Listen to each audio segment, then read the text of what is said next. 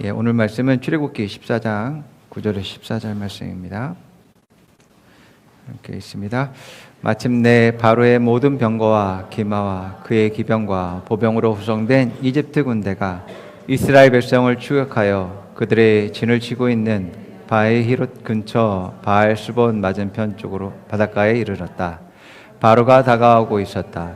이스라엘 자손이 고개를 들고 보니 이집트 사람들이 그들을 추격하여 오고 있었다. 이스라엘 자손은 크게 두려워하며 주님께 부르짖었다. 그들은 모세를 원망하며 말하였다. 이집트에는 묘자리가 없어서 우리를 이 광야에다가 끌어내어 죽이려는 것입니까? 우리를 이집트에서 끌어내어 여기서 이러한 일을 당하게 하다니 왜 우리를 이렇게 만드신 겁니까? 이집트에 있을 때 우리가 이미 당신에게 말하지 않았습니까? 광야에 나가서 죽는 것보다 이집트 사람을 섬기는 것이 더 나으니 우리가 이집트 사람을 섬기기에 그대로 내버려 두라고 하지 않았습니까? 모세가 백성에게 말하였다. 두려워하지 마십시오. 당신들은 가만히 있어서 주님께서 오늘 당신들을 어떻게 구원하시는지 지켜보기만 하십시오. 당신들이 오늘 보는 이집트 사람들을 다시는 볼 수 없을 것입니다. 주님께서 당신들을 구하여 주시려고 싸우실 것이니 당신들은 진정하십시오. 아멘. 오늘 말씀 제목은 막다른 곳에 이르렀을 때입니다. 우리가 살다 보면 재정의 어려움, 또 건강의 그런 이제 쇠약해지는 것과 또 여러 가지 이일적인 문제와 하나님의 일을 하는 데 있어서의 어려움들, 또 가족 간의 그런 관계들, 그런 어려움들이 우리 삶에서 일어나고 겪게 되는 것들을 보게 됩니다. 첫 번째는 본인이 잘못해서 또 잘못된 선택을 통해서 그런 일이 발생될 수 있을 것입니다. 두 번째는 내가 잘못하지 않았다 할지라도 다른 사람의 잘못이나 또 환경 가운데 어려움 때문에 일어날 수도 있습니다. 세 번째는 하나님의 그러한 부르심의 그러한 사명과 일들을 이루는 데 있어서도 이러한 막다른 그러한 곳에 다다를 수도 있습니다. 그래서 우리가 어떤 어려움을 청했을 때, 또 인생의 어떤 궁지에 몰렸을 때에 무엇을 선택하느냐는 정말 중요합니다. 하나님이 없는 사람들은 자기의 지혜와 자기의 능력의 한계에 달하였기 때문에 더 이상 그것을 극복할 수 없어라고 해서 삶을 포기하고 그것을 선택하는 것들을 보게 됩니다.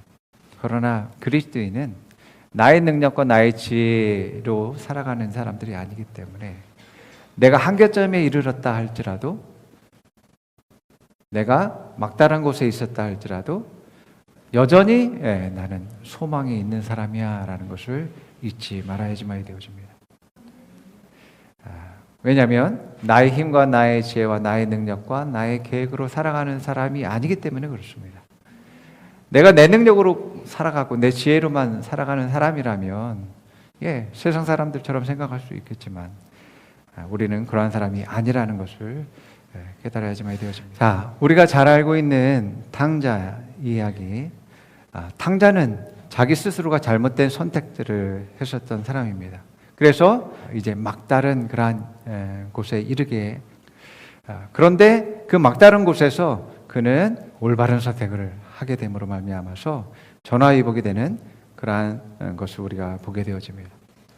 자, 누가복음 15장 12절에서 16절 읽어볼게요. 작은 아들이 아버지께 말하기를 아버지 재산 가운데서 내게 돌아올 몫을 내게 주십시오 하였다. 그래서 아버지는 살림을 두 아들에게 나누어 줬다.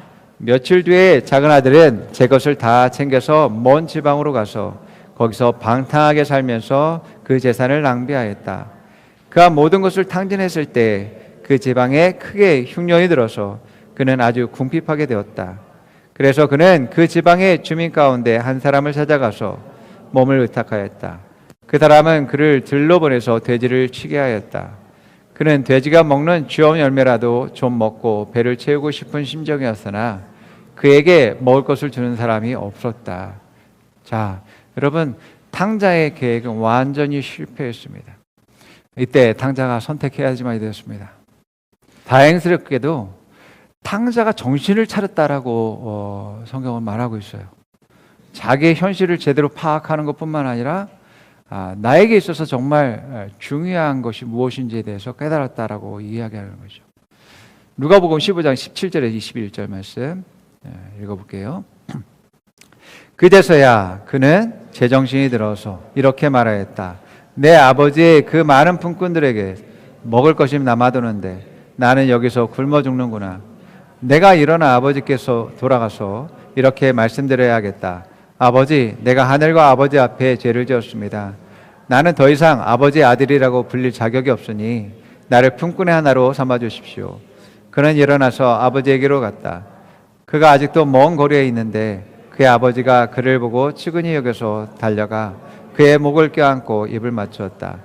아들이 아버지에게 말하였다. 아버지, 내가 하늘과 아버지 앞에 죄를 지었습니다.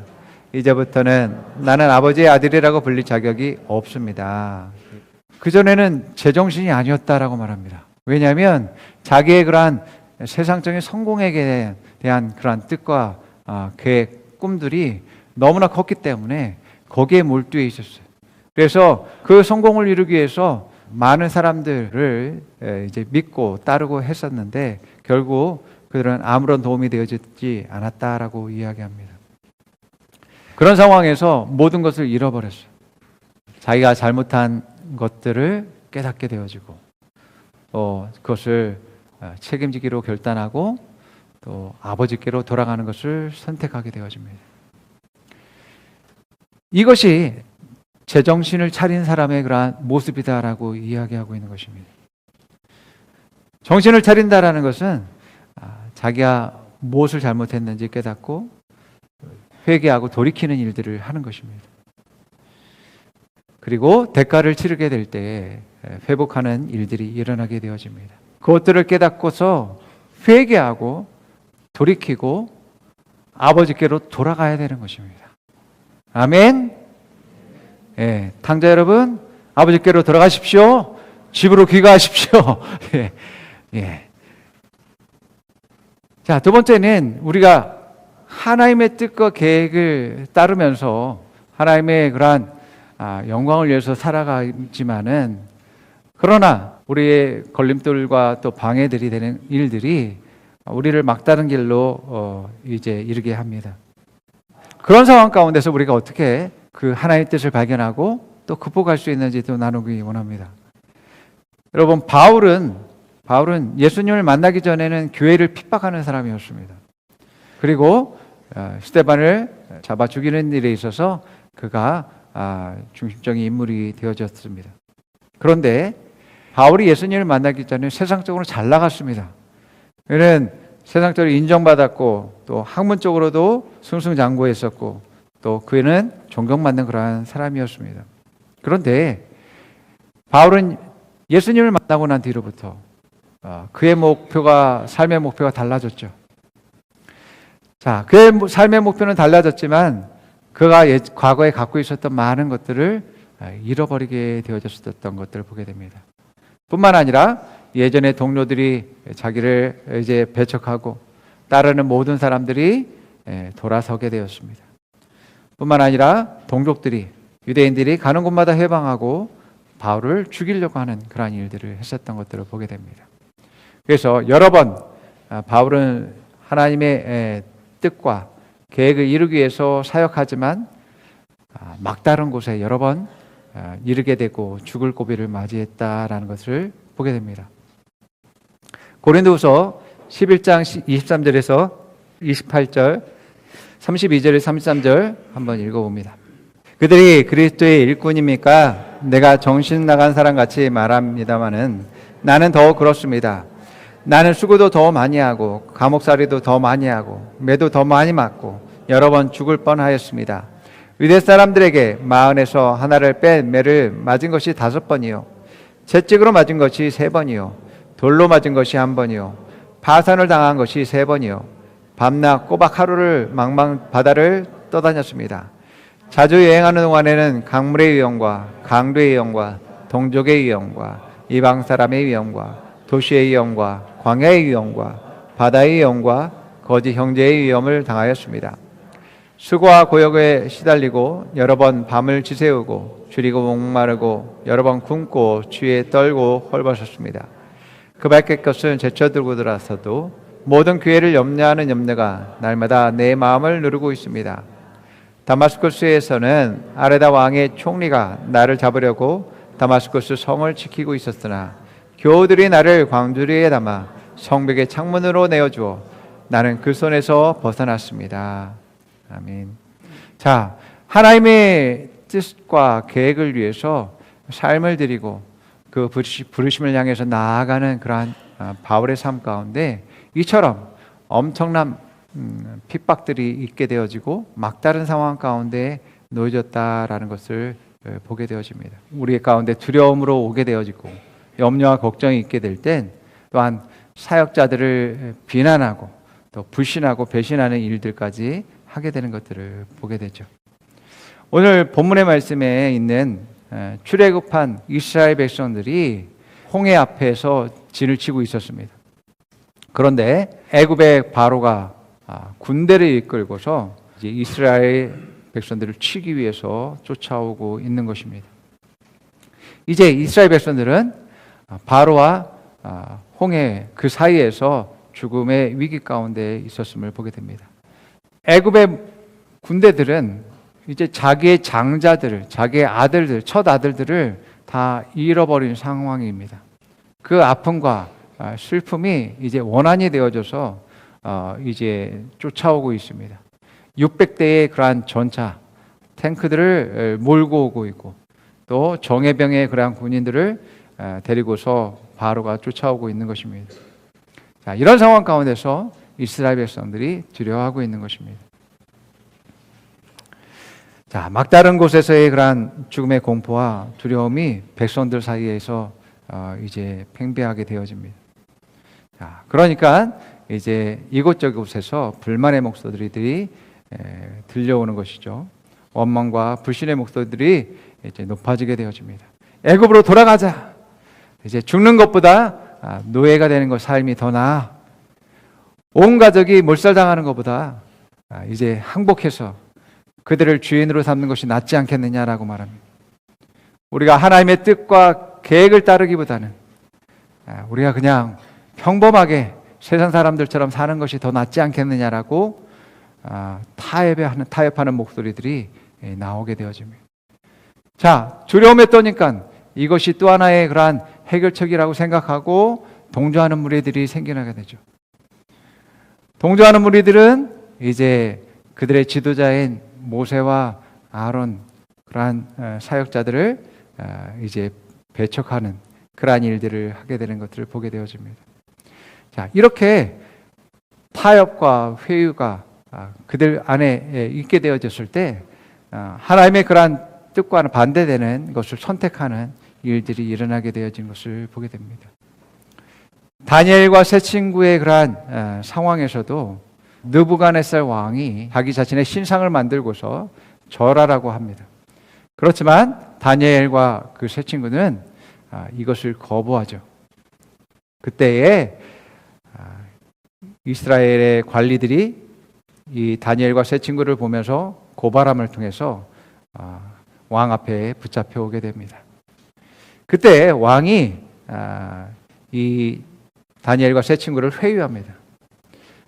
다니엘서 3장 14절 15절 말씀 읽어볼게요.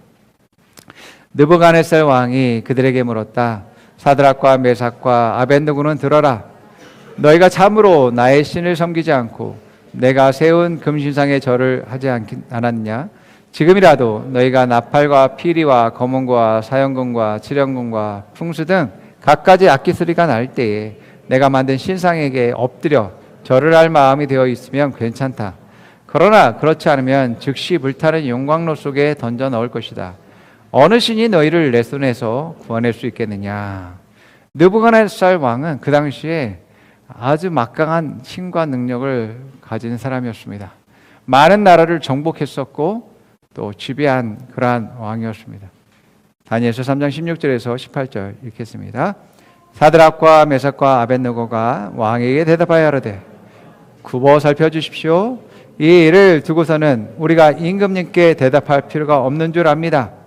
불 속에 던져서도 임금님, 우리를 지키기는 우리 하나님의 우리를 활활 타는 화덕 속에서 구해주시고 임금님의 손에서도 구해주실 것입니다. 비록 그렇게 되지 않더라도 우리는 임금님의 신들은 섬기지도 않고 임금님이 세운 금신상에게 절을 하지도 않을 것입니다. 그거 살펴주십시오. 이 다니엘과 세 친구들은 망한 나라를 하나님께서 저버리셨다라는 그런 원망과 불평을 갖는 대신에 더 철저한 그런 믿음과 신앙들을 갖고 있었고 또 이러한 핍박과 죽음의 위기 가운데서도 더욱더 하나님을 믿는 믿음이 변치 않고 더욱더 이제 불 속에 들어갈지라도 우리가 살 것이고 또 그렇지 않는다 할지라도 그 믿음을 이제 변치 않겠다라고 말씀하는 것을 보게 되었습니다. 자, 우리가 앞서 그 홍해 앞에서 진을 치고 있던 이스라엘 백성들과 또 이 다니엘과 세 친구 또 그 밖에 많은 그런 성경의 인물들이 막다른 상황 가운데서 위기 가운데서 그들이 그것을 극복한 것은 그들의 믿음을 변치 않았다라는 것입니다. 그들은 절대로 뒤로 물러서지 않았다라는 것입니다. 하나님이 인도하신 대로 그들이 살아온 것을 그들은 후회하지 않았으며 한탄하지 않았습니다. 오히려 그들은 막다른 곳에서 마지막까지 전진하고 달려갈 것을 선택하는 것을 보게 되어집니다. 그래서 그들은 비록 하나님이 우리를 이 바다 가운데로 인도했지만 우리는 이 바다를 건너버릴 거야. 비록 하나님이 이 불구덩이 앞에 나를 세우셨지만 내가 그 불을 지나갈 거야 라고 하는 그런 믿음들을 가지고 있었다라는 것입니다. 그들은 바다에 명령했고 또 깊은 바다를 향해서 들어갔고 또 뜨거운 그러한 불길 속에서 불을 향해 명령하고 또 용광로 속에 자기 자신을 던졌다라는 것을 보게 되어집니다. 여러분, 이스라엘 백성을 애굽에서 누가 나오게 하셨습니까? 그들은 애굽에서 어떻게 나오게 됐습니까?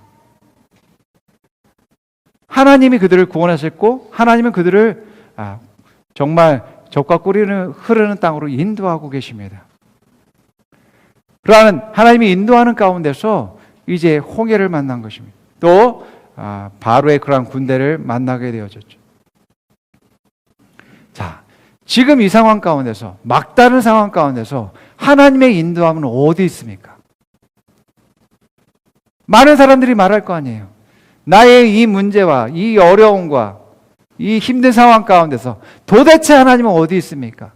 도대체 하나님의 인도하심은 어디 있습니까? 라고 묻는다는 것이죠. 이때 상황에서 하나님은 여전히 그들과 함께 하셨고 하나님은 그 홍해를 가르시고 그 바다로 인도하시며 그 바다를 건너가게 하십니다. 그리고 하나님은 애굽 군대와 싸우셔서 그들을 무너뜨리고 또한 물속에 쳐넣으시는 것을 보게 되어집니다. 자, 출애굽기 14장 15절에서 22절 읽어볼게요. 주님께서 모세에게 말씀하셨다. 너는 왜 부르짖느냐? 너는 이스라엘 자손에게 명하여 앞으로 나아가게 하여라. 너는 지팡이를 들고 바다 위로 너의 팔을 내밀어 바다가 갈라지게 하여라. 그러면 이스라엘 자손이 바다 한가운데로 마른 땅을 밟으며 지나갈 수 있을 것이다. 내가 이집트 사람의 마음을 고집스럽게 하였다. 그들이 너희를 뒤쫓을 것이다. 그러나 나는 바로와 그의 모든 군대와 병거와 기병들을 전멸시켜서 나의 영광을 드러내겠다. 내가 바로와 그의 병거와 기병들을 물리치고서 나의 영광을 드러낼 때에 이집트 사람은 비로소 내가 주님임을 알게 될 것이다.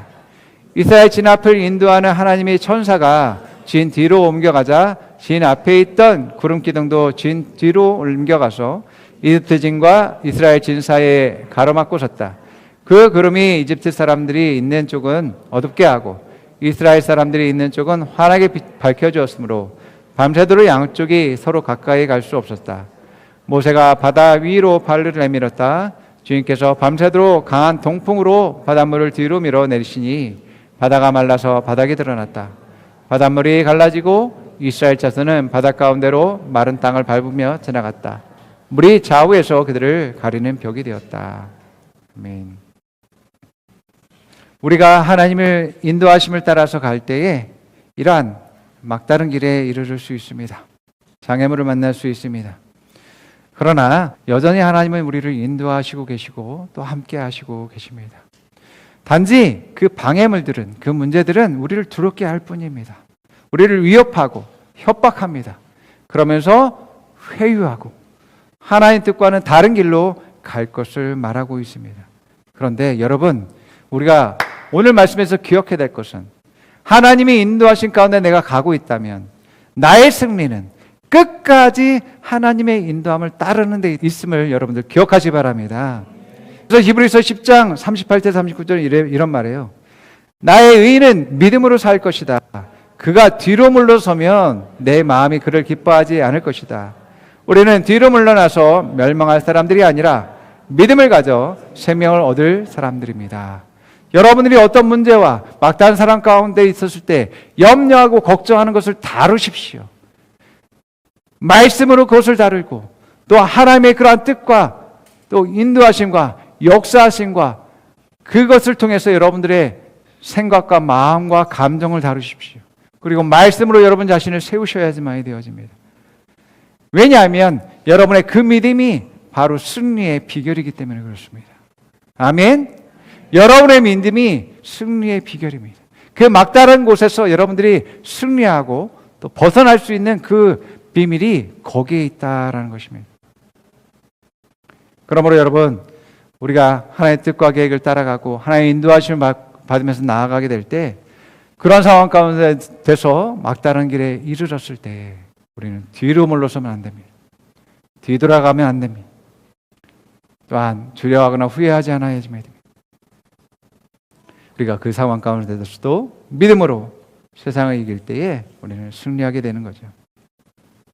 자, 우리가 하나님의 그러한 뜻과 계획 가운데서 하나님의 인도하심을 따라가는 데 있어서 정말 필요한 것이 사명감과 부르심입니다.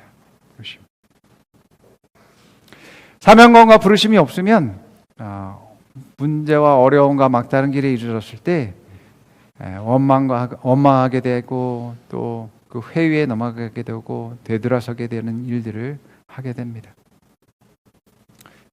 그래서 주님의 뜻이라면 그것이 바로 죽음으로 가는 것이라 할지라도 내가 그것을 선택하리라라는 그러한 각오가 있어야지만이 된다라고. 그럴 때에 평안함이 있게 되고 담대함이 있게 되는 것들을 보게 되어집니다. 자, 그렇기 때문에 여러분, 우리가 막다른 길에 이르렀을 때 우리가 하나님의 뜻과 계획과 인도하심을 따랐음에도 불구하고 어떤 막다른 곳에 이르렀을 때 뒤로 물러서지 말고 오히려 앞만 바라보며 나아가고 믿음의 발걸음을 뗄 수 있는 여러분 되기를 축원드립니다. 예. 자, 여호수아 24장 15절 말씀 읽고 마치겠습니다. 읽습니다. 만일 주를 섬기는 것이 너희에게 나쁘게 보이거든 너희 조상들이 강 저편에서 섬기던 신들이든지 혹은 너희가 거하고 있는 땅의 아모리 족속의 신들이든지 너희가 심길 자를 너희를 위해 이 날 택하라. 그러나 나와 내 집은 말하건대 우리는 주를 섬기겠노라. 아멘. 아멘. 그렇습니다. 여러분 따라하시기 바랍니다. 나와 나의 집은 목숨 걸고 주님을 섬기겠습니다. 모든 삶을 다해서 주님을 섬기겠습니다. 생명 다해서 주님을 섬기겠습니다. 오히려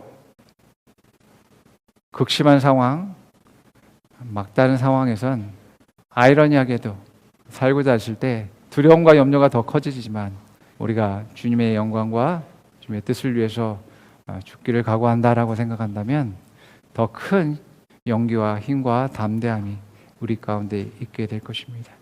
자, 그러한 여러분들의 그 믿음으로 승리하는 일들 또한 있게 될 줄 믿습니다. 자, 고백해 봅니다. 지금 하나님의 인도하심은 어디 있습니까?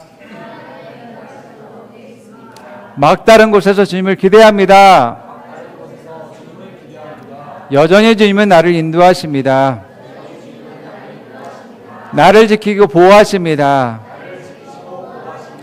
내게 승리를 주십니다. 나를 막을 것은 없습니다. 나는 뒤로 물러나지 않습니다. 나는 포기하지 않습니다. 나는 마지막까지 달려갈 것입니다. 불 속이라도 달려갈 것입니다. 물 속이라도 달려갈 것입니다. 옆 사람에게 말해봅니다. 정신 차리십시오. 아버지께로 돌아가십시오. 두려워하지 마십시오. 후회하지 마십시오. 믿음으로 세상을 이기십시오. 하나님은 당신과 함께 하십니다. 당신은 승리자입니다. 아멘.